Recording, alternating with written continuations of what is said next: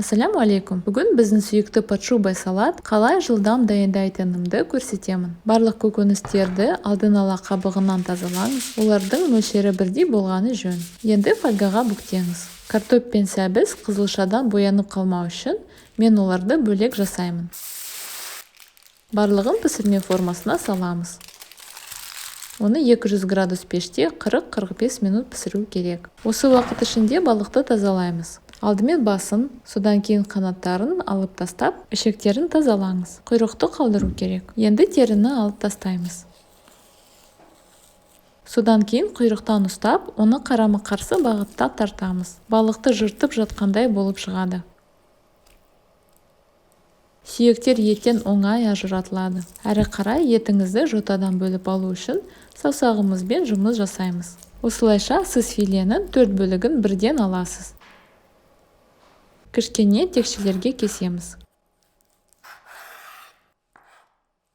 Көкөністерді пештен алып, және дайын ма екенін тексеріңіз. Сіз мұны фольганы ашпай-ақ та жасай аласыз. Егер көкөністерден пышақ оңай өтетін болса, онда дайын деген сөз. Оларды салқындатып, содан кейін үккіштен өткізіңіз. Енді біз салат жинаймыз. Мен бірінші қабатқа картоп салдым. Барлығынан 1/3 бөлігі. Үстіне аздап тұз себеміз.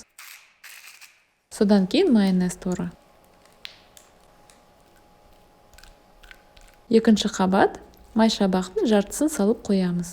Үстіне майдалап туралған пияз, әрі қарай майонез. Енді қайтадан картоп қабаты. Тұз және майонезбен дәмдеңіз.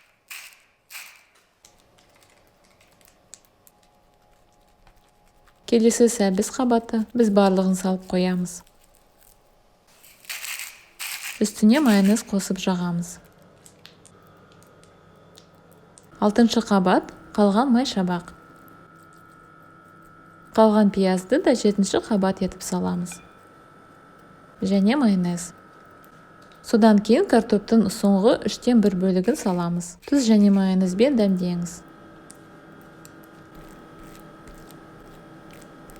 Енді пісірілген жұмыртқаны бір қабатқа толығымен салып қоямыз. Тұз қосыңыз.